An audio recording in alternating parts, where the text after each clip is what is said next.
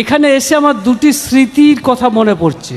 প্রথমটি হচ্ছে এই হিমায়তপুরে গিয়েছিলাম, সেখানে এই নারায়ণগঞ্জের যিনি সভাপতি ছিলেন শ্রদ্ধেয় সমীর কর মহাশয়, তিনি আমাকে বলেছিলেন আপনাকে নারায়ণগঞ্জ যেতেই হবে।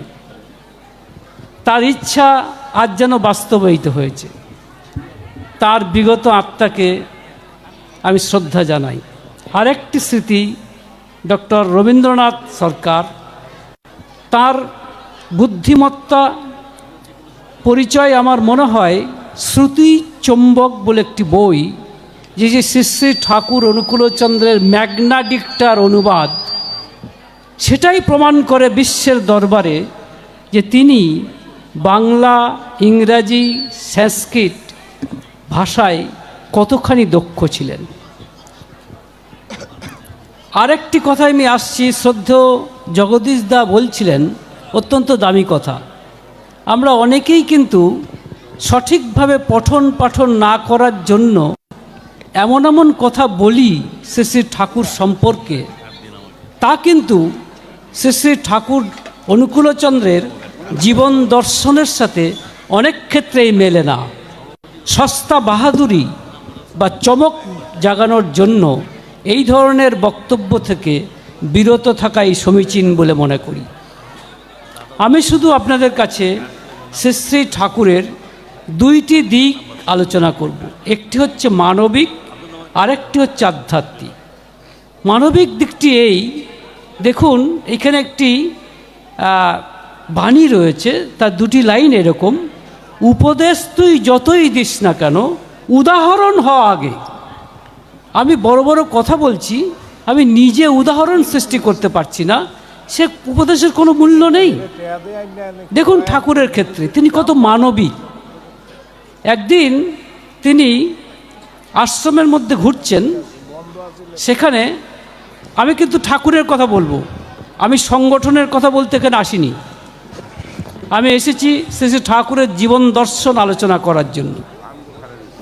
তো ঠাকুর আশ্রমের মধ্যে ঘুরছেন, সেখানে চারুচন্দ্র সরকার বলে একজন দাদা, যার হাতের লেখা ছিল চমৎকার, তিনি ঠাকুরের বাণীগুলি লিখে আশ্রমে টাঙিয়ে রাখতেন।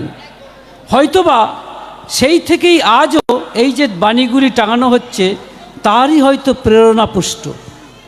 সেই চারুচন্দ্র সরকার মহাশয় বয়সকালে অসুস্থ হয়ে পড়েছেন, শরীর খারাপ হয়ে গেছে। রাস্তায় ঠাকুরের সাথে দেখা, ঠাকুর বলছেন চেহারা অমন হয়েছে কেন, মানে শরীর খারাপ হয়ে গেছে। চারুদা বলছেন কি করব, পেটের অসুখ, তার উপর এখন আবার আমাশা হয়েছে। ঠাকুর বলছেন তা অসুখ হলি প্যারির কাছে ওষুধ খালি হয়। আপনারা জানেন আশ্রমের ডাক্তার প্যারিদা। তো চারুদা বলছেন আপনি তো ওষুধের কথা বলছেন, সে তো অনেক টাকা পয়সার ব্যাপার। ঠাকুর উত্তর দিচ্ছেন আগে তো জীবন, তারপরে টাকা। এই ডাক্তার ভবানীকে, ভবানীদা ছিলেন ক্যাশিয়ার, তাকে বললেন ওর জন্য যা খরচা হবে তা তো দেবেই, এবং প্যারিকে বলবে যাতে ভালোভাবে চিকিৎসা করতে পারে। তারপর বললেন শোনো ওষুধ তো খাবাই, তার সাথে 4-5টা করে থানকুনি পাতা চিবাইয়া জল খাইয়া ফেলবে।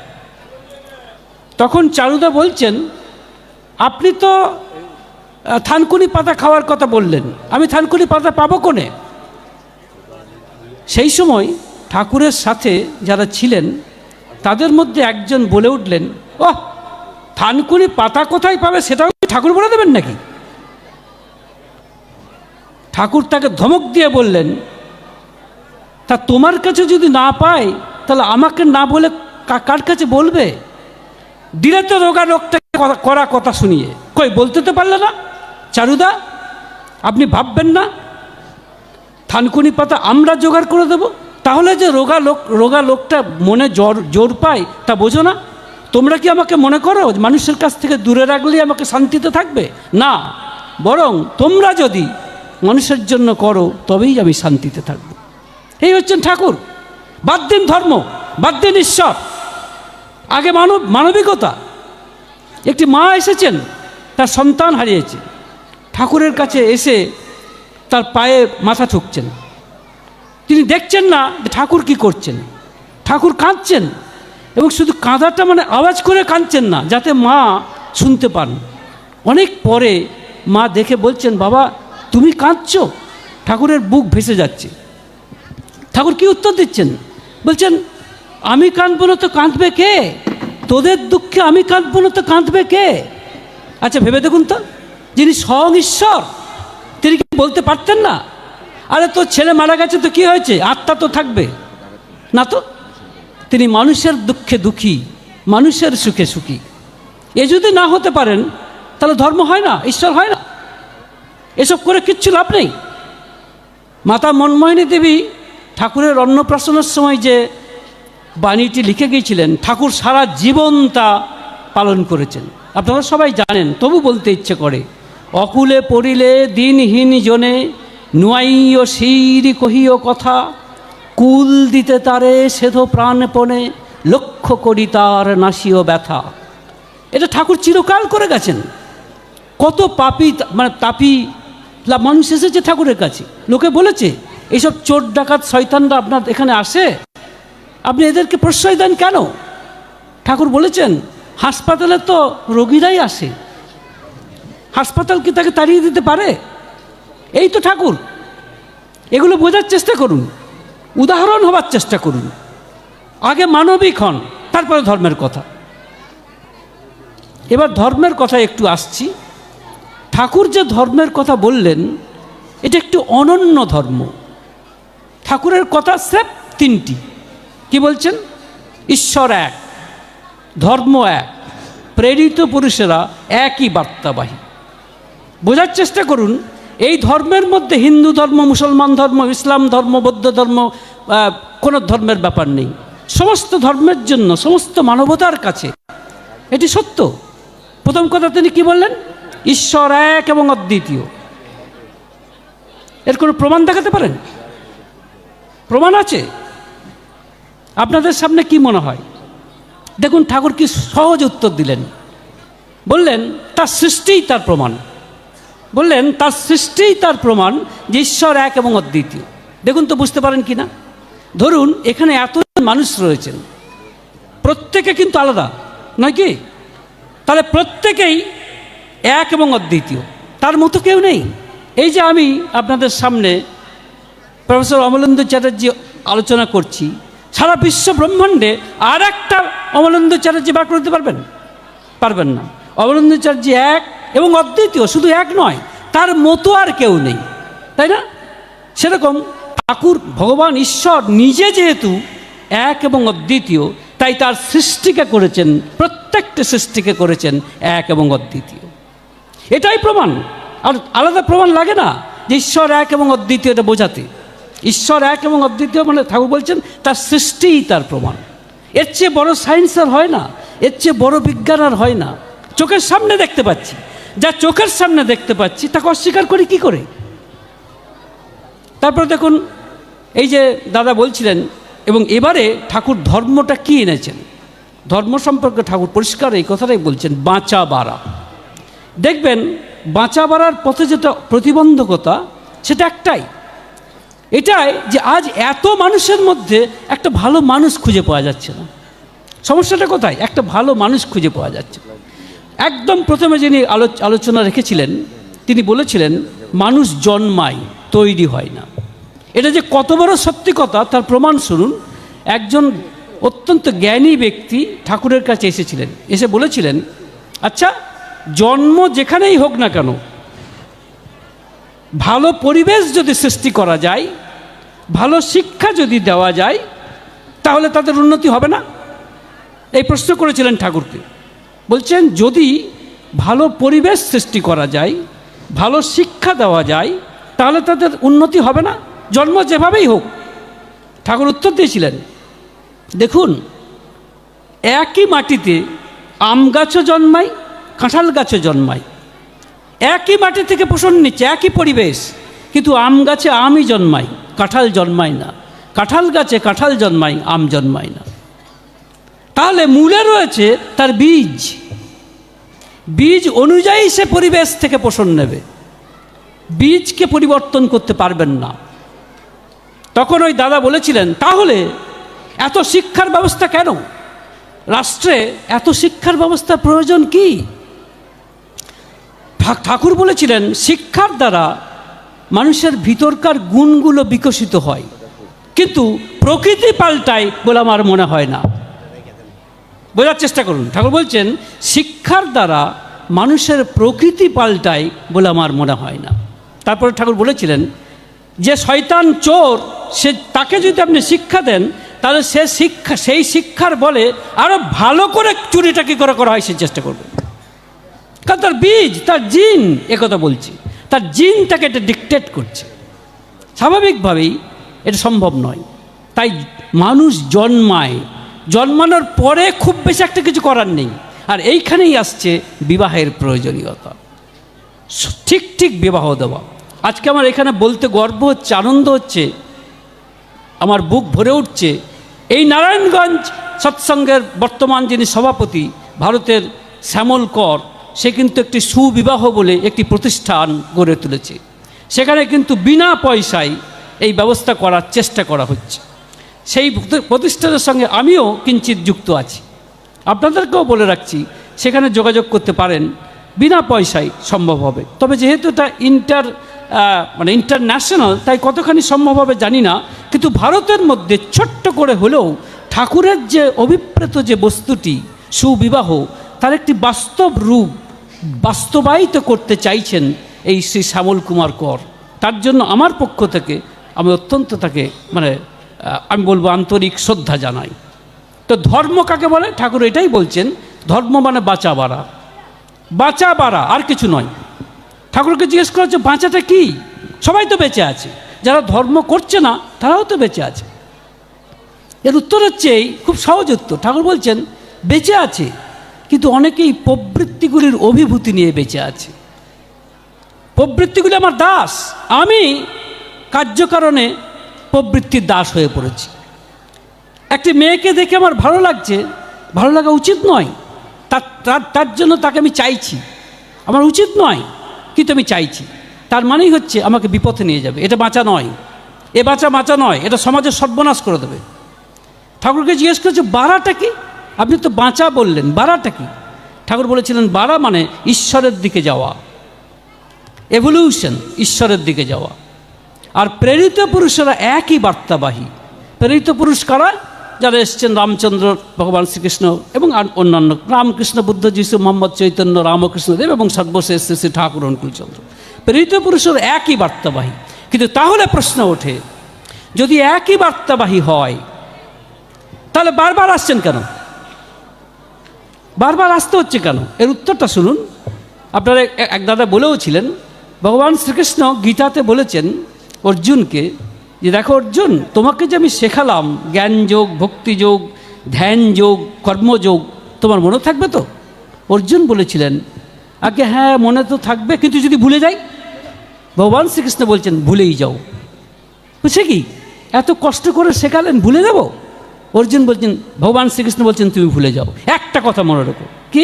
সর্বধর্মান পরিত্যাজ্য মামেকং শরণং ব্রজ অহং ত্বং সর্বপাপেভ্যো মোক্ষয়সি স্বামী মা শুচহ। অর্থাৎ সব ভুলে যাও, কিন্তু কেবল আমাকেই ধরো। আপনাদের কাছে প্রশ্ন রাখছি, প্রশ্নটা আপনাদের কাছে, বলুন তো কেন ভগবান শ্রীকৃষ্ণ বললেন কেবল আমাকেই ধরো? তার আগে কে এসছেন? ভগবান শ্রীকৃষ্ণের আগে কে এসেছেন বলুন? রামচন্দ্র এসেছেন। কেন ভগবান শ্রীকৃষ্ণ বললেন না যে ভাই রামচন্দ্রকে ধরলেও হবে, আমাকে ধরলেও হবে? বললেন না তো। বলেছেন কি? ভেবে দেখুন গীতাতে কি বলছেন, কেবল আমাকেই ধরো বলছেন, আমাকেই কেবল ধরো, মাম মানে আমাকে। কেন বললেন? তার কারণ ভগবান শ্রীকৃষ্ণকে ধরলে রামচন্দ্রকে ছাড়া হয় না। রামচন্দ্র ভগবান শ্রীকৃষ্ণের মধ্যেই আছেন, কিন্তু আরও তর, এ যুগের মতো করে তিনি এসেছেন। সেই জন্য বলছেন কেবল আমাকেই ধরো। ঠাকুর কি বললেন? বলছেন প্রকৃতি মুখ ভাষায় বলে আমাকে ছেড়ে কোথাও যেও না, তাতে প্রাণে ব্যথা লাগে। আমাকে ভালোবেসে ভর দুনিয়ার সবাইকে ভালোবাসে। কি চমৎকার কথা বললেন। বলছেন আমাকে ছেড়ে কোথাও যেও না। এই কথাটা বলার উদ্দেশ্য এই বহুনৈষ্ঠিক হতে যেও না। এখন তার মানেটা কি? তার মানে কি শ্রী শ্রী ঠাকুর অনুকূলচন্দ্রকে ধরলে রামকৃষ্ণ, বুদ্ধ, যিশু, মোহাম্মদ, চৈতন্য, রামকৃষ্ণদেবকে ছাড়া হবে? আদৌ না, বরং বেশি করে ধরা হবে। একজন ঠাকুরকে জিজ্ঞাসা করেছিলেন যে আইনস্টাইন এই আসাতে নিউটনের থিওরি বাতিল হয়ে গেল, নিউটনের আর কোনো দাম রইল না, আইনস্টাইনের ছায়ায় নিউটন থেকে গেল, নিউটন এখন যেন অপসৃয়মান একটি নক্ষত্র। ঠাকুর উত্তর দিয়েছিলেন, আমার তা মনে হয় না, আমার মনে হয় নিউটন আইনস্টাইনের দ্বারা আরও বেশি এক্সপ্লেন্ড হয়েছে, আরও বেশি ব্যাখ্যায়িত হয়েছে। ঠিক সেরকম শ্রী শ্রী ঠাকুর অনুকূলচন্দ্রকে ধরলে আপনি রামকৃষ্ণ, বুদ্ধ, যিশু, মোহাম্মদ, চৈতন্য, রামকৃষ্ণদেবকে আরও বেশি করে বুঝতে পারবেন। ঠাকুর কাউকে ছাড়তে বলেননি, কিন্তু ধরতে হবে যুগপুরুষোত্তমকে, এর থেকে কোনো রেহাই নেই। সুতরাং প্রেরিত পুরুষেরা যদিও একই বার্তাবাহী, কিন্তু তথাপি যুগের প্রয়োজনে সমস্যা আলাদা, সেই সমস্যা অনুযায়ী তারা সমাধান দেন। এ যুগে যে সমাধানটি তিনি দিয়েছেন সব থেকে কঠিনতম সমস্যা মানুষ। আজকে মানুষ তৈরি হচ্ছে না, ভালো মানুষ নেই, যার জন্য মানুষের নাম আর রূপ ধরে যেন কতকগুলি পশুর সামিল। তা যদি না হতো তাহলে দেশে এত ধর্ষণ, এত চুরি, ডাকাতি, শয়তানি, রক্তক্ষয় হয় কি করে? স্বাভাবিকভাবেই সমস্যাটা হচ্ছে মানুষ তৈরি করা। আর সেই জন্যই ঠাকুর বলছেন সুবিবাহ। এই সুবিবাহের কথা তিনি এত জোর দিচ্ছেন, এবং এই সুবিবাহ করতে গেলে ক্রাইটেরিয়াগুলি জগদীশদা যেটা বলছিলেন আমি আর রিপিট করব না, বর্ণ, বংশ, স্বাস্থ্য, চরিত্র এইগুলো করতে হবে। সব ক্ষেত্রেই বর্ণতা নয় কিন্তু। যেমন কালীষষ্ঠী মায়ের এক মেয়ে, তার নাম আপনার, সেই মেয়েটি বিয়ে হওয়ার পরেই কিছুদিনের মধ্যে স্বামী মারা গেছে। তা ঠাকুর একদিন দেখা হয়েছে আশ্রমে, তা ঠাকুর তাকে বলছে, শোন, এবার যদি বিয়ে করিস তাহলে বিপ্র সাথে বিয়ে করবি। মানে আপনারা জানেন কালীষষ্ঠী মা হচ্ছেন বৈশ্য, তা ওই মাটিকে বলছেন এটি শুনেছেন মেয়েটি, এবং সে শুনে কালীষষ্ঠী মাকে বলেছেন। আর কালীষষ্ঠী মা অত্যন্ত দাপুটে মহিলা, সে এসে ঠাকুরকে বলছেন, ঠাকুর আপনি তো ওরা কইছেন বিপ্রের সাথে বিয়ে দিতে, তা বিপ্র পাবো কোনে? তা ঠাকুর বলছেন, আমি কি কইছি এখনই বিয়ে দে, আগে দেখ, শোন, তারপরে বিয়ে দিবি। তখন কালীষষ্ঠী মা বলছেন, ঠাকুর একটা কথা কমু? বল। বলছিলাম কি, অমুক চক্রবর্তী আমার মেয়ের পিছনে পিছনে ঘোরে, ওকে বিয়ে দেবো। ঠাকুর কি বললি? তোর মেয়ের পিছনে পিছনে ঘোরে? শুনেই ঘেন্না চলে গেল, কোনো দরকার নেই, তার চেয়ে তোর নিজের বর্ণে বিয়ে দে। তার মানে বুঝতে হবে শুধু বর্ণটাই শেষ কথা নয়, বর্ণ, বংশ, চরিত্র, স্বাস্থ্য সবগুলো। শুধু যদি বর্ণ হতো তাহলে শেষ কথা বলছেন না। এইখানেই ঠাকুর অনুকূলচন্দ্র, যেরকম ঠাকুর বলছেন মায়েদের সম্পর্কে। একজন জিজ্ঞেস করছেন যে আচ্ছা, একজন মাকে যদি ডাক্তার দেখতে আসে, পুরুষ ডাক্তার, সে তো তাকে গায়ে স্পর্শ করবে, সেটা কি অ্যালাউড? ঠাকুর বলছেন অবশ্যই, আগে জীবন তারপরে কথা। এইখানেই ঠাকুর অনুকূলচন্দ্রের বাস্তবতা। সুতরাং এটা বোঝার চেষ্টা করবেন যে ধর্ম হচ্ছে স্বার্থত্যাগ। ধর্ম মানে স্বার্থত্যাগ, ধর্ম মানে শুধু নাম করা নয়। কিন্তু নামের কথাটা বলতেই হবে। এবং নামটা কি? ঠাকুর যে নামটা দিয়েছেন, প্রশ্ন হতে পারে এই নামটাই বা কেন করব? উত্তর হচ্ছে এটি হচ্ছে সর্বোচ্চ স্তরের নাম। যে নামগুলোর সাথে আমরা পরিচিত, যেমন ওং, হ্রিং, ক্রিং, রামকৃষ্ণ, এরকম নাম আছে। 3 ধরনের নাম, একটি হচ্ছে ভাবাত্মক, একটি ধনাত্মক, একটি ধূনাত্মক। আমাদের ঠাকুরের দেওয়া যে নাম সেটি ধূনাত্মক। এটি হচ্ছে শব্দ স্পন্দন, ভাইব্রেশন অফ সাউন্ড। এবং এই নামের মধ্যে সমস্ত নামের মরকজ নিহিত আছে। শুধু তাই নয়, তার চেয়েও বেশি সর্বোচ্চ স্তরের এই নাম। এই নাম যদি আপনি ঠিক করে যান, তার মানে ঠাকুর বলছেন নার্ভের উপরে এর প্রভাব পড়বে, এবং ধীরে ধীরে আপনি সব কিছু আপনার বোধের মধ্যে আসবে। এইখানেই এই নামের সার্থকতা। কিন্তু গতকাল একটি গান শুনছিলাম, বা আজকেই, সম্ভবত আজকেই কোথায় এখানে গানটা শুনলাম, যে নামেতে হোক না কেন পাষাণ হৃদয়, নামেতে গলিয়া যাই বেড়ে। আপনারা কি মনে করেন যে নাম করলেই সব হবে? কি মনে করেন? এটা কিন্তু ঠিক নয়। শুধু নাম করাটা যথেষ্ট নয়, শুধু নাম করলে 50% কাজ হবে, যদি 100% কাজ পেতে চান তাহলে নামীকে স্মরণ করতে হবে। কেন? উত্তরটা খুব সহজ। ঠাকুর বারবার মায়েদেরকে বলছেন বা দাদাদেরকে বলছেন, মণি খুব নাম করো, কিন্তু নামীকে ভুলো না, নামীকে ভুলো না। বোঝার চেষ্টা করুন কীরকম? যখন আপনি নাম করছেন তখন যেন আপনার মনের আয়নায় ঠাকুরের ছবিটা ভেসে ওঠে, কারণ তিনি নামী। এই নামীর ছবিটা ব্যতি রেখে যদি নাম করে যান তাহলে অর্ধেক কাজ হবে, পূর্ণ কাজ কিন্তু হবে না। প্রমাণ হচ্ছে এই যে ধরুন আজকে একটা দম্পতি আমার কাছে দীক্ষা নিল, তার মেয়েটির কি নাম যেন ভুলে যাচ্ছি, তা বৃন্দা তার নাম। তাই মাটিকে বলছিলাম যে তোমার মেয়ের নাম বৃন্দা। বলছে হ্যাঁ। আচ্ছা, এই বৃন্দা নামটি তো 1000 জনের থাকতে পারে না? তা তুমি যখন বাড়ি থেকে হয়তো বেরিয়ে গেছে তোমার মেয়ে, বৃন্দা বৃন্দা বলে ডাকছো, তখন কি শুধু নামটাই ডাকছো? তোমার মেয়ের ছবিটা কি তোমার মাথায় আসে না? কারণ হাজার হাজার বৃন্দা আছে তো, সেই সব তুমি কি যখন বৃন্দা বলে ডাকছো তখন কি হাজার হাজার বৃন্দাকে ডাকছো না, তো তোমার মেয়েকেই ডাকছো। তার মানে তোমার মেয়ের ছবিটাও কিন্তু তোমার মাথায় আছে।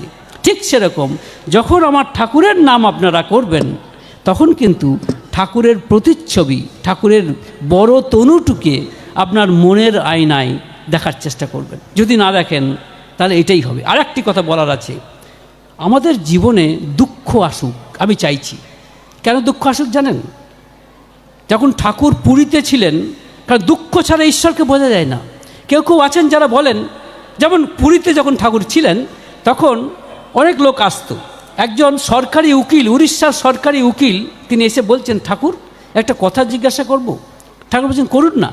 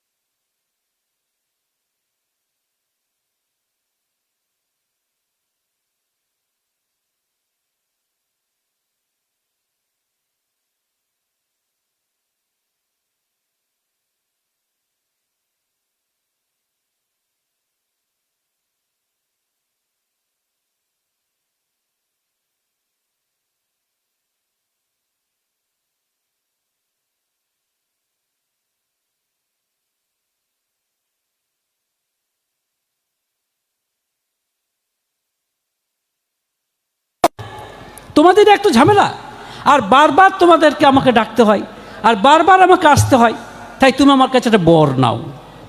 কুন্তী জিজ্ঞাসা করলেন কি বর? ভগবান শ্রীকৃষ্ণ বলছেন এই বর নাও যে আর তোমাদের কোনো বিপদ হবে না। কুন্তী জিজ্ঞাসা করলেন তাতে কি লাভ? বললেন আর আমাকে বারবার আসতে হবে না। কুন্তী কি উত্তর দিয়েছিলেন আপনারা সবাই জানেন, আমাদের বারবারই বিপদ আসুক তবেই আমরা বিপদ তারণকে দেখতে পাবো। এইটা বোঝার চেষ্টা করুন। বিপদের প্রয়োজন আছে, দুঃখের প্রয়োজন আছে। দুঃখ আছে, বুদ্ধদেব বলেছিলেন 4টে কথা।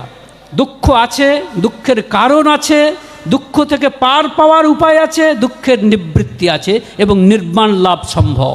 এই 4টের উপরেই বৌদ্ধ ধর্ম জারি আছে। ঠাকুর অনুকূলচন্দ্র সেই একই কথা বলছেন যে তুমি চেষ্টা করো এটা। এবং শেষ কথা এইটাই বলে আমাদের শেষ করব যে ঠাকুর আধ্যাত্মিক জগতের শেষ কথা, চূড়ান্ত কথা বলেছেন তার স্ত্রীকে লেখা একটি চিঠিতে। আজকে আমি সকালে সেটা বলছিলাম, কিন্তু সেটা আবার রিপিট করছি। কেন রিপিট করছি? ভগবান শ্রীকৃষ্ণ গীতাতে যা বলেছেন তার সারাৎসার, একেবারে জিস্ট, গীতার একেবারে সারাংশটুকু আপনাদের বলছি, যেখানে ভগবান শ্রীকৃষ্ণ বলছেন নতে বাহম জাতু নাশম নতে নেমে জনাধিপাহ নচৈব ন ভবিষ্যাম সর্বে বয়মতঃ পরম। এর অর্থ হচ্ছে যে অর্জুন, তুমি কি ভাবছো? তুমি ভাবছো যে তোমার আত্মীয় স্বজন মাস্টারমশাই এদেরকে তুমি যদি তীর দিয়ে হত্যা করো তাহলে এরা থাকবে না, এদের কোনো অস্তিত্বই থাকবে না। ভুল। এরা ছিল, এরা আছে, এরা থাকবে। তার কারণ দেহ নষ্ট হবে, কিন্তু চিরন্তন সত্তা হিসাবে আত্মা থেকে যাবে। ভগবান শ্রীকৃষ্ণ এই তত্ত্বটাই, অমৃতত্বটা আমাদের পরিবেশন করে গেলেন গীতার মাধ্যমে। এই তত্ত্বেরই আরও বিবর্ধিত কথা, আরও ডিটেলস কথা গীতার অন্যান্য অংশে ভগবান শ্রীকৃষ্ণ বলেছেন। একটি অপরিবর্তনীয় সত্তা, একটি চিরন্তন সত্তা আছে। ঠাকুর অনুকূলচন্দ্র তার স্ত্রীকে, সদ্য বিবাহিতা স্ত্রী পূজনীয়া বড়মা, বিবাহের পরে বাপের বাড়িতে গেছেন। সেই সময় বড়মা একটি চিঠি লিখেছিলেন ঠাকুরকে। ঠাকুর তার উত্তর দিচ্ছেন। আমি এই প্রসঙ্গে বলতে চাই, আমি পূজনীয়া বড়মাকে এই অবসরে প্রণাম জানাই। কারণ যদি বড়মা এই চিঠিখানি না লিখতেন, তাহলে ঠাকুর এই চিঠির উত্তর হয়তো দিতেন না। কারণ ঠাকুর নিজের থেকে চিঠি লিখতেন, এটা সম্ভবত আশা করা যায় না। তার কারণ তিনি এত ব্যস্ত। এই চিঠিটি তিনি লিখেছেন। কি লিখছেন? এই চিঠিটাতেই ওই গীতার শেষ সারাংশ বলেছেন। চিঠিটা লিখছেন, এই সম্বোধন করছেন কল্যাণীয়াসু। আচ্ছা, বলতে পারেন কেন কল্যাণীয়াসু বললেন? আমরা কি লিখি? আমরা আমাদের স্ত্রীকে যখন বাপের বাড়ি গেছে, আমরা কি লিখতাম বলুন তো? প্রিয়তমা বা এই জাতীয় কথাবার্তা, বা সেও লিখত প্রিয় আমার বা এই জাতীয়, আমি জানি না, মানে এটা তো প্রেমপত্র। কিন্তু ঠাকুর লিখছেন কল্যাণীয়াসু। কেন বলুন তো? জানেন? ভেবে বলতে পারেন? এটা শাস্ত্রসম্মত, এটাই ধর্মসম্মত। কেন? কারণ ঠাকুর হচ্ছেন পূজনীয় বড়মার পতি। পতি আর পিতা দুটোই একই ধাতুগত অর্থ থেকে এসেছে, একই অর্থ। পিতা তার কন্যাকে, পুত্রীকে, তার সম্পর্ক হচ্ছে স্নেহের সম্পর্ক। ঠিক তেমনি পতির সঙ্গে পত্নীর সম্পর্ক স্নেহের সম্পর্ক। পিতা যেমন তার কন্যাকে লিখতে গিয়ে কল্যাণীয়াসু লেখে, পতিও তেমনি তাকে কল্যাণীয়াসুই লিখবে, এটাই নিয়ম। তফাৎ শুধু একটাই, তার সাথে সেক্সুয়াল রিলেশন হয়, কন্যার সাথে হয় না, স্বাস্থ্যসম্মত। তাই ঠাকুর লিখছেন কল্যাণীয়াসু। তারপরের কথা দুটি লিখছেন, তোমার সুধামাখা পত্রখানি পাইয়া যে কত কিরূপ আনন্দিত হইলাম, তাহা এই সামান্য পত্রে আর কিরূপভাবেই জানাইব। এই দুটি কথাই যথেষ্ট দাম্পত্য জীবনের মধুরতাকে প্রকাশ করার জন্য। তারপরের কথাটা তিনি বলছেন আধ্যাত্মিকতার চূড়ান্ত কথা বলছেন, সংসার নিত্য নূতন, আজ যাহা দেখিতেছ কাল তাহা দেখিবে না। ভাবিয়া দেখো, তুমি এবং আমি গতকাল কেমন ছিলাম, আজ আবার কেমন হইয়াছি। সংসার চিরনূতন, পরিবর্তনশীল। রূপ, যৌবন, ধন সম্পত্তি, আচার ব্যবহার চির পরিবর্তনশীল।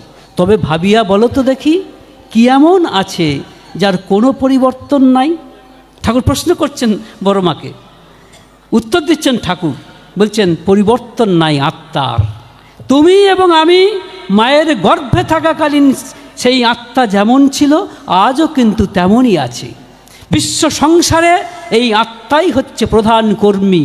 তার যাহা ইচ্ছা তাহাই ঘটিয়া থাকে এবং তাহাই ঘটিবে। এই আত্মার সাথে মিলনকেই বলে বিবাহ, আর বিচ্ছেদকেই বলে বিরহ। তাই এই চির পরিবর্তনশীল মনকে এই চির অপরিবর্তনশীল আত্মার সাথে যদি মিশাইয়া দিতে পারো, তাকেই প্রকৃত ভালোবাসা বলে। এ ভালোবাসায় নিম্নাকর্ষণকারী কামনার লালসা নেই। এ ভালোবাসা শুধুই ভালোবাসা। যদি ভালোবাসিতে হয় তবে এরূপ ভালোবাসি। আরও কথা আছে, এই কথা তাহলে জিনিসটা কী দাঁড়ালো? ঠাকুর কি বললেন? যা দেখছেন সব পরিবর্তনশীল। আজকের নারায়ণগঞ্জ আর 10 বছর আগেরকার নারায়ণগঞ্জ কি এক আছে? বাইরে পরিবর্তন হয়েছে, এ তো বাইরের পরিবর্তন, আমার ভিতরের পরিবর্তন হয়নি। আমি সেই 6 বছরের অমলেন্দু চ্যাটার্জি আর আজকে 66 বছরের অমলেন্দু চ্যাটার্জি কি এক আছি? আমার দেহ পরিবর্তন হয়েছে, চুল পেকে গেছে, তাহলে দেহেরও পরিবর্তন আছে, আমার মনেরও পরিবর্তন আছে। কিন্তু একটা কিছু আছে যার কোনো পরিবর্তন নেই। ঠাকুর বলছেন যে সেই অপরিবর্তনীয় সত্তাটা হচ্ছে কে? আত্মা। এবার আত্মা কে? আমরা তো জানি না আত্মা কী জিনিস, আমরা জানি না। কিন্তু মনে রাখবেন, আত্মার সাকার রূপ হচ্ছেন পুরুষোত্তম। তিনি আমার মধ্যে জীবন হরিরূপে বিরাজ করছেন বলেই আমি বেঁচে আছি। এই প্রসঙ্গে আমার এই কথাটা না বললেই নয়, কুষ্টিয়ার কুমুদবন্ধ বিশ্বাস তিনি যে গানগুলি লিখেছেন ঠাকুরকে নিয়ে, অনুভূতি ছাড়া এই গান লেখা যায় না। তিনি লিখছেন, এসো অনুকূল চন্দ নয়নানন্দ জীবেরও জীবন হরি। তিনি যদি জীবন হরিরূপে আমার মধ্যে না উপস্থিত থাকতেন, আমি আপনাদের সঙ্গে কথা বলতে পারতাম না। যে মুহূর্তে আমার জীবন হরি এই দেহ থেকে বিতাড়িত হবেন, সেই মুহূর্তে আমি আর নেই। তাই আমার জীবন হরিরূপে আত্মার উপরে রয়েছেন পুরুষোত্তম।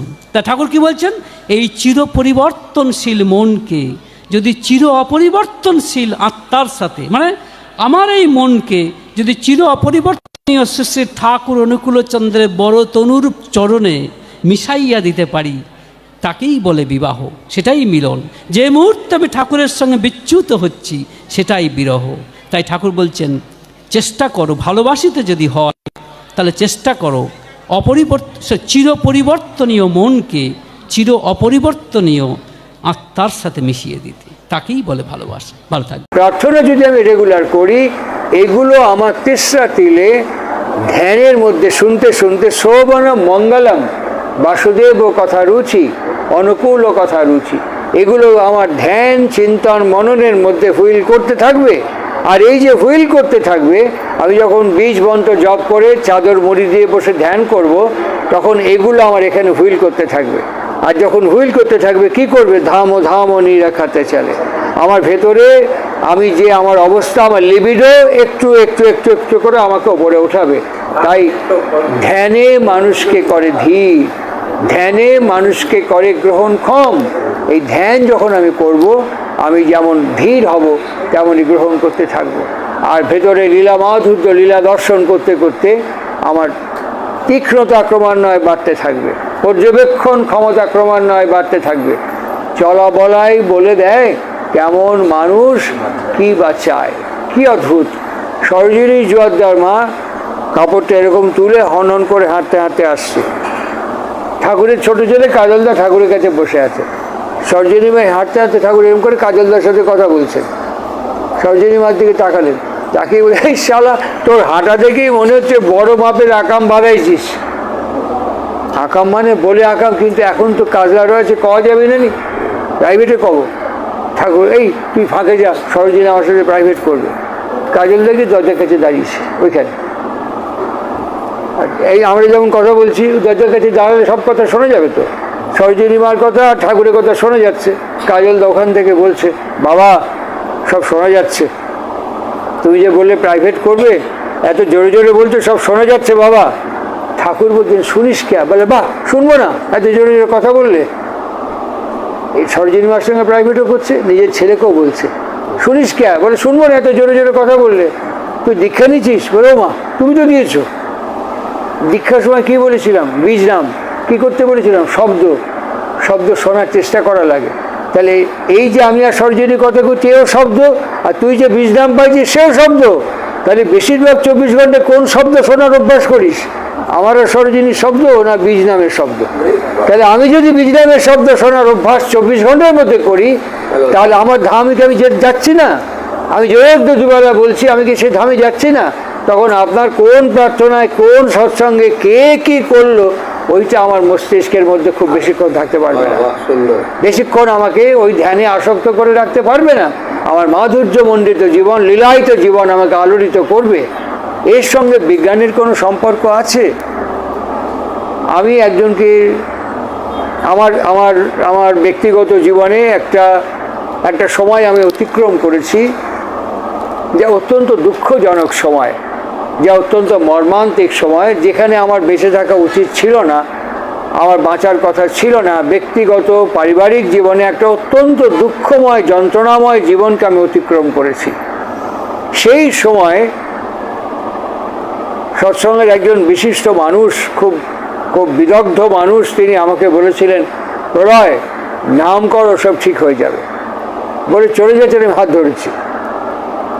হাত ধরে বললাম, এখানে বসুন, আমাকে আপনি নাম করে চলে যাচ্ছে দেখিয়ে দিন। কেন? ঠাকুর তো নিজে বলেছেন। কি বলেছেন? সুখ এক রকমের ভাব, দুঃখ এক রকমের ভাব, তাকে ইচ্ছে করলে আমি তাড়িয়ে দিয়ে দেখান। আমাকে নগদানুগ্ধি আমি দেখেছি পইটা এরম করতে শিব চক্রবর্তীর ছাল অনুকূল চক্রবর্তী, ধারবাকি করিও নেই, ধারবাকি বুঝিও না, আজম্ম নগদানুগ্ধি করেছি। আপনি আমাকে তারই শিষ্য, তারই ঋত্বিক দেবতা, আমাকে নগদানুগ্ধি দেখিয়ে দিন, তাড়িয়ে দিন, আমাকে দেখান, তাহলে আমি বিশ্বাস করবো। আমি ভুল বলেছি কিছু?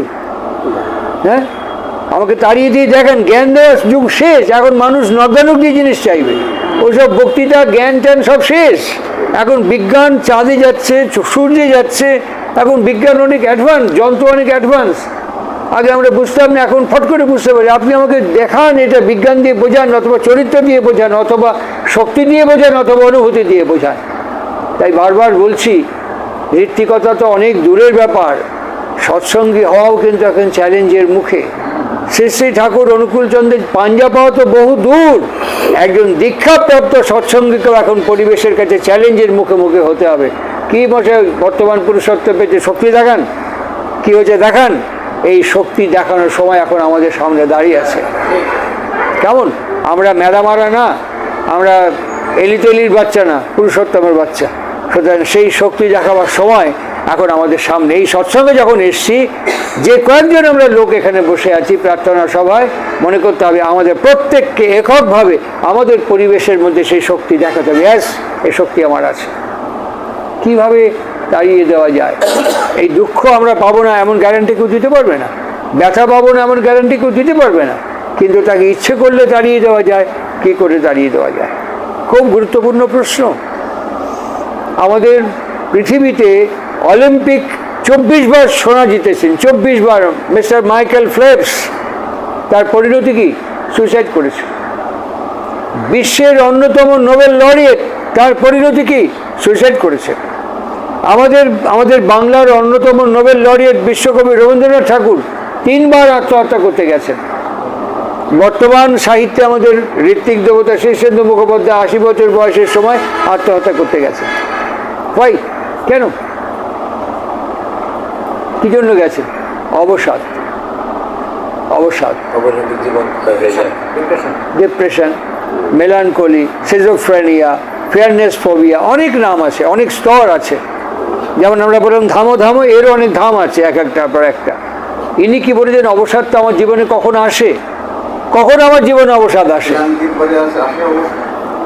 যখন বিশ্বাসটা সরে যায়। যখন বিশ্বাসটা আমার কাছ থেকে সরে যায়, তখন অবসাদ আক্রমণ করে, তখন অবিশ্বাস আক্রমণ করে, সন্দেহ আসে, সংশয় আসে, অবিশ্বাস আসে, আর অবসাদ হাঁটতে হাঁটতে ভেতরে ঢুকে পড়ে। তাহলে বিশ্বাসটা কি? ইনি বলছেন, বিশ্বাসকে ভাগ করছেন বিশ্ব যুক্ত অস। বিশ্ব মানে পৃথিবী যেমন হয়, বিশ্ব যেমন হয়, আবার অনুপ্রবেশও হয়। বিষ মানে অনুপ্রবেশ করানো, বিষ প্লাস অস মানে অস্তিত্ব, আমার অস্তিত্বে অনুপ্রবেশ করানো। তাহলে রামপ্রসাদ এবং দেবী সিংহদা আমাকে, দেবী কিঙ্করদা আমাকে দীক্ষা দিলেন। দীক্ষা দেওয়ার পর কি অনুপ্রবেশ করালেন? বীজ মন্ত্র। এটা রোজ 45 মিনিট থেকে 1.5 ঘন্টা সময় ধরে আপনি জপ করে ভেতরের স্পন্দনকে শোনার চেষ্টা করবেন। আর আমি জয় গুরু জয় গুরু নাম করতে, আরে 24 ঘন্টা চলতে, নাম চলতে ফিরতে ঘুরতে সব নাম ধরে কি হয়? দয়াল রেখেছেন, পরমপিতা রেখেছেন। আচরণ জানেন সুব্রত কি বললো শুনেছেন? রামপ্রসাদকে ডাকবেন না। আরে আমাদের প্রার্থনা কী করলো জানেন? আমাকে কালকে বলতে জানি, আবার বলতে জানি সৎসঙ্গে নেমন্তন্ন। আর গানই গেতে জানেন, যাবো কী করতে? শুনছি কি, বুঝলেন? নাম করছি কি আর শুনছি কি? আচরণটা প্রমাণ করছে না। তারপরে অহংকার। আমি গতবার দোল উৎসবে এসেছি, আমি যেই দেখা করতে আসি জয় গুরু জয় গুরু, আমি কি? আমি হচ্ছে ওখানকার সভাপতি। জয় গুরু, আমি হচ্ছে ওখানকার সম্পাদক, আমি হচ্ছে ওখানকার কোষের অধ্যক্ষ। আমি শুনতে শুনতে কক্সবাজার পর্যন্ত গেছি। আমি তখন বাধ্য হয়েছি বলতে, আপনার বাবা আপনাকে কোনো নাম দেয়নি? আপনার নাম কি সভাপতি মণ্ডল না সম্পাদক বিশ্বাস? আপনার বাবা কোনো নাম দেয়নি আপনাকে? হ্যাঁ, বাপের নাম বলুন। এত তাড়াতাড়ি ভুলে গেলেন? কি হতে বলেছিল? সৎসঙ্গী হবি, সতে সংযুক্তি সহিত তদ্গতি সম্পন্ন হবি। প্রার্থনাতে কইলি কত, করলি না কো কাজে, এটা করবি। আর আমি করলাম কি সভাপতি সম্পাদক, এইসব হতে গেলাম? এইসব কি, কি গুরুত্ব কি আছে? জানবেন সেই গাছ শক্তিশালী যার মানুষের সঙ্গে মাটির সঙ্গে শিকড় গজিয়ে আছে। ওগুলো গোমস্তা বৃত্তি, নায়ব বৃত্তি, চাকর বৃত্তি। আমরা হচ্ছি পুরুষোত্তমের বাচ্চা। সভাপতি সম্পাদক হওয়ার জন্য পৃথিবীতে আসেনি, কী জন্য এসছি? আপনি দীক্ষা দিচ্ছি, আপনি যাজন করছি, কী জন্য এসছি? আমার গুরুর বার্তা বহন করে আমি যাচ্ছি, তাই তো?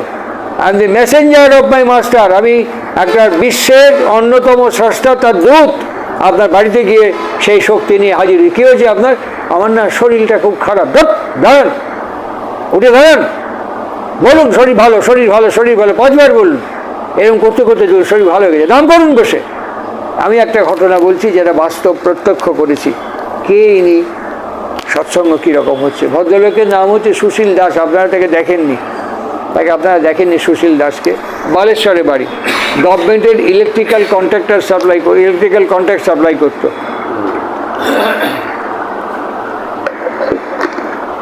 খুব সংক্ষেপে বলছি, ঠাকুর ওকে 4 বছর আটকে রাখলেন দেওঘরে। ও মরে গেছে। হঠাৎ মনে পড়লো আমার বউটা বেঁচে আছে তো, সারা হট করে চলে আসছে। 4 বছর আটকা রেখেছে। তাহলে বউটা, আমি তো বাড়িতে টাকাও পাঠাই না, আমার ব্যবসা বাণিজ্য তো সব লোপাট হয়ে কেস মারা ফেলেছে একেবারে। এইটা যখন ওর মনে হচ্ছে, তখন ঠাকুর ফট করে সেই দিনই বলছেন, তুই এখন বাড়িতে গেলে হয়। বাড়িতে যাওয়ার জন্য মনে হয়েছে। বাড়িতে গিয়ে ভাবতে যে বউটা বেঁচে আছে তো, যারা মতিগঞ্জে বাড়ি, বালেশ্বরে, উড়িষ্যার, বেঁচে আছে তো। যেদিকে থেকে বউ দুপুরবেলা গিয়ে পৌঁছাচ্ছে, পান চাবাতে চাবাতে বলছে, ও এসছো, আসো আসো। পান যখন খাচ্ছে তখন নিশ্চয়ই পেটে দাঁড়াতো আছেই, তা নাহলে পান চাবাচ্ছে কি? ঢুকে বলছি, তুমি এসব পাচ্ছ কোথায়? বলে, কেন? একজন এসে টাকা দিয়ে যাচ্ছে পরপর। হ্যাঁ হ্যাঁ, বল তুমি নাকি টাকা পেতে? আমি টাকা পেতাম, আমি 4 বছর তো আটকে গেছি ঠাকুরের কাছে, আমি টাকা পেতাম। এই সুশীলদার ভেতরে সারেন্ডার আসছে আস্তে আস্তে। ঘটনা চললো, বউকে নিয়ে গেল, কিন্তু এত টাকা নেই যে দেওঘরে বউ আর 2 মেয়ে যাবে। গুরু ভাইরা বললো, মেয়েরা আমাদের কাছে থাক, আপনি বউ আর আপনি চলে যান। সুশীল বসু চলে গেল। এবার ঘরে ঢুকছে, না বসু, সুশীলচন্দ্র দাসই আছে, সুশীলচন্দ্র দাস ঢুকছে। যখন ঘরে ঢুকছে, এইদিকে দরজা, ঢুকতে ঢুকতে এখানে সব ভক্তরা বসে আছে। তুই দিবি তো, তুই দিবি তো? বড়াল বাংলার ভেতরে ঘরে, তুই দিবি তো? সবাই বলছে হ্যাঁ। না তো কারো বলার ক্ষমতা নেই, সবাই বলছে হ্যাঁ দেবো। এই সুশীল দাস ঢুকছে বউ নিয়ে, এই তুই দিবি তো? সবাইকে তুই দেখলে হ্যাঁ দেবো, হ্যাঁ দেবো। ঢুকতে ঢুকতে দেখছে, তুই দিবি তো? হ্যাঁ দেবো। তোর বউ দেবে? বলে আমি দিলাম, বউ দেবে। যেই বলে হ্যাঁ বউ দেবে, তখন ঠাকুরকে দাঁড়া আছিস কা? বাড়ার পর বলে কী দেবো? তখন জিজ্ঞেস করছি কী চাচ্ছে, কী দেবো? ভক্তরা বলতে 4000 টাকা। আপনি আর আপনার বউ, মানে 8000 টাকা। আপনি 4, আপনার বউ, আপনি বললেন হ্যাঁ দেবেন। ঠাকুরের জন্য বাড়ার পর মানে 8000 টাকা এখনই এনে দাও। সুশীল দাস বেরিয়ে বলতে জয়গুরুটা বলে, না ওসব হয়ে গেছে, সকাল থেকে চলছে আজকে আপনি মানে কত নম্বর জানি না, সকাল থেকে নম্বরে হচ্ছে, তুই দিবি 4,000 করে অনেক লোড, আপনি আগে বাড়ুন। এই করতে করতে দেওঘর বাজারে গেছে। দেওঘর বাজারে গুরু ভাইরা বলেছে, সারাদিন আপনাদের ভক্তরা আসছে, ভিক্ষা নিচ্ছে। এখানে মধুপুর গেছে, মধুপুরে গিয়ে মাত্র 100 টাকা ভিক্ষা পেয়েছে।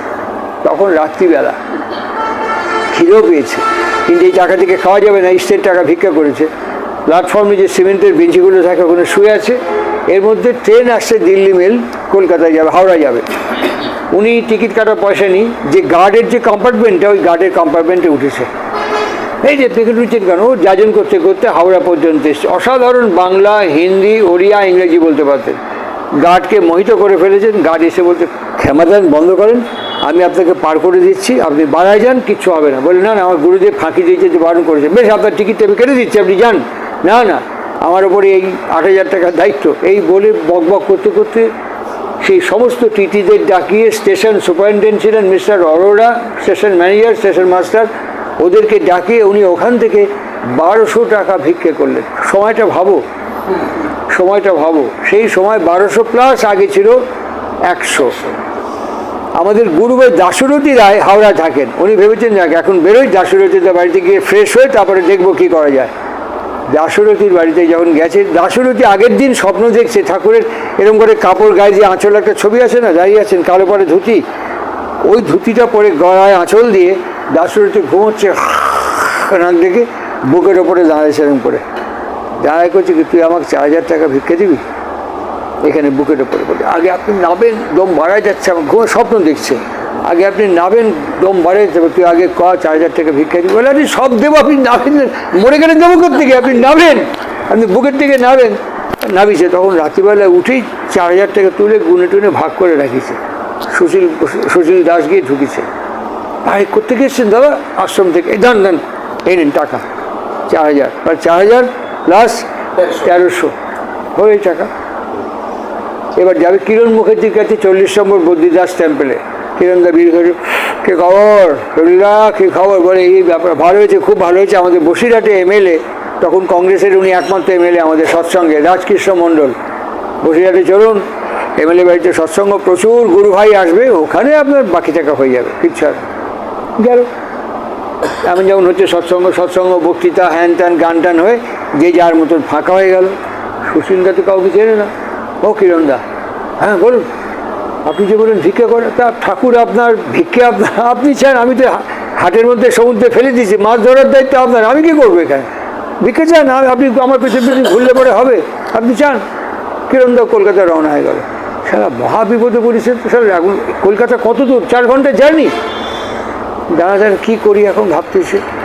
হাঁটুর ওপরে কাপড় পরা, এইরকম গেঞ্জি পরা, এটি একদম গ্রামীণ মানুষ, সুন্দরবনে হিঙ্গলগঞ্জে থাকে।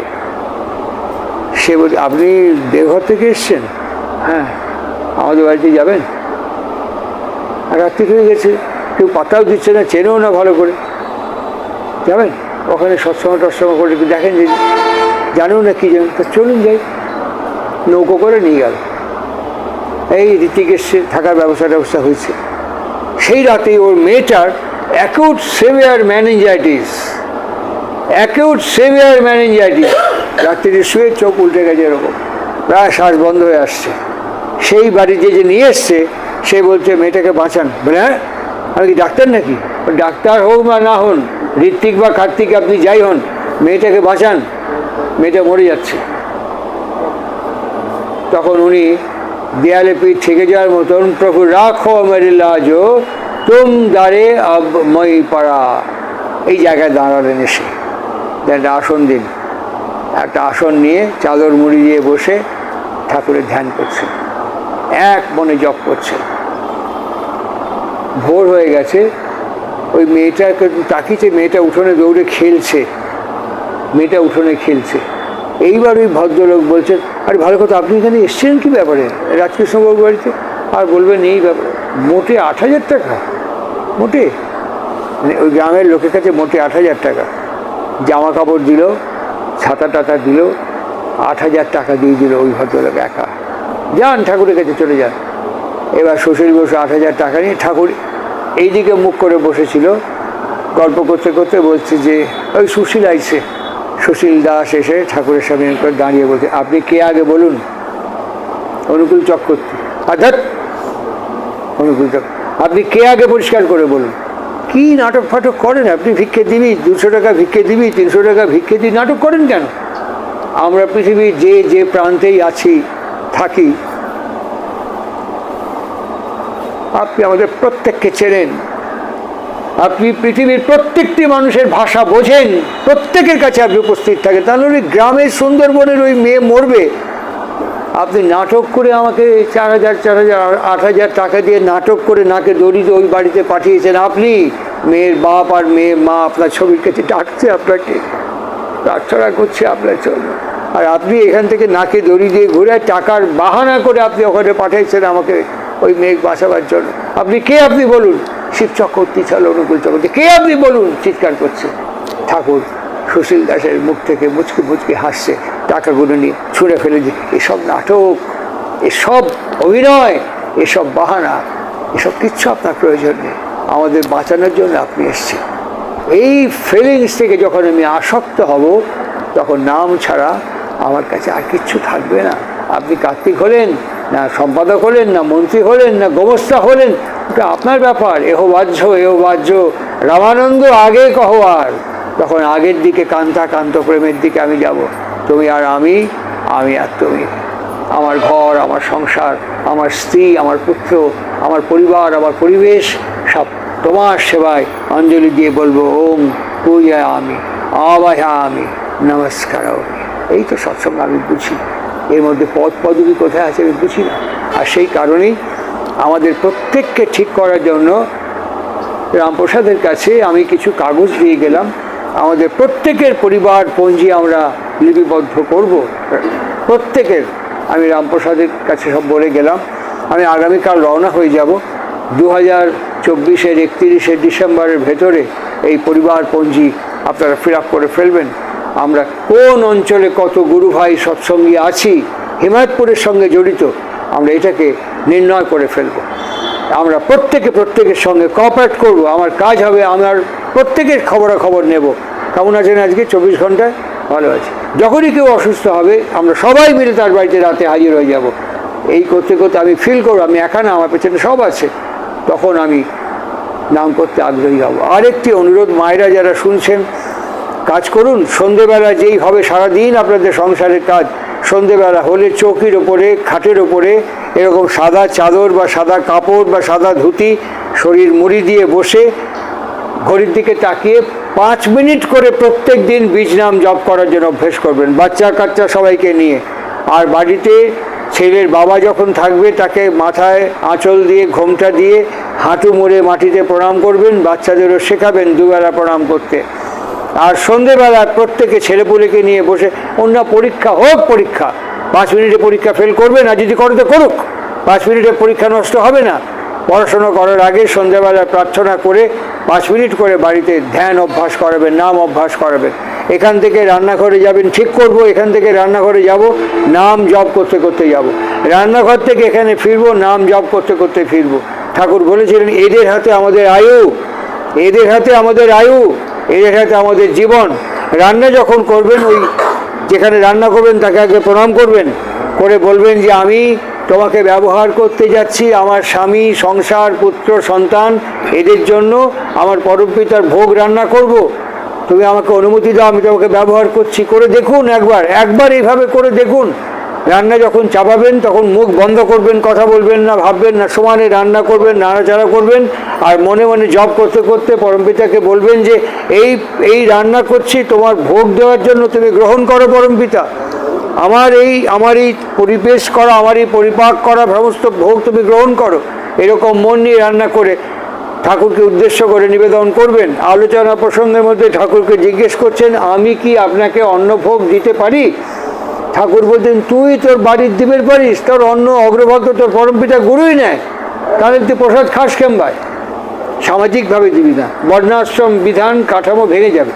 সুতরাং আমার বাড়িতে আমি যখন রান্না করছি, আমার গুরুকে অগ্রভাগ অন্ন দিয়ে, অগ্রভাগ নিবেদন করে আমার স্বামী, শ্বশুর, শাশুড়ি, সন্তান, পরিবার সবাইকে আমি পরিবেশন করছি। করে দেখুন, আমি আজকে বলছি, আজকে 1 এপ্রিল, 2 মাস 2.5 মাস করে দেখুন এখনকার যে শরীর, মন, সংসারের হাল হকিকত কেমন থাকে দেখুন। আর সন্ধেবেলা প্রত্যেক দিন এবং সকালবেলা প্রত্যেক দিন, ভোরবেলা না হোক, বেলা হোক, প্রার্থনা হোক, দুবেলা প্রার্থনা করবেন, দুবেলা। আর দুবেলা বসে কিছুক্ষণ 5 মিনিট করে, সন্ধ্যেবেলা তো বটেই, 5 মিনিট করে জপ করুন। এখনকার হাল হকিকত সংসার আর 2-3 মাস পর কেমন থাকেন নিজেই ঠিক করবেন, নিজেই বুঝতে পারবেন। দাঁড়িপাল্লা নখদানেও যোজন করে নেবেন। সৎসঙ্গে গেলে লাভ হয় না লোকসান হয়, সৎসঙ্গ করলে উপকার হয় না অপকার হয়। আর আপনাকে ডাকতে হবে না, আমার বাড়ি সৎসঙ্গে আসবেন, আমি খোঁজ দেবো কবে সৎসঙ্গ, কোথায় সৎসঙ্গ। মানুষ যেখানে লাভ হয়, উপকার হয়, সেখানে মানুষ নিশ্চয়ই যায়। এই হচ্ছে সৎসঙ্গ, এই হচ্ছে প্রার্থনা, এই হচ্ছে মন্দির, এই হচ্ছে আমাদের সৎসঙ্গের তাৎপর্য এবং প্রাসঙ্গিকতা। এই শক্তি এখন জাগরণ করা দরকার। এইটুকু আমার আবেদন। ভালো থাকবেন সবাই।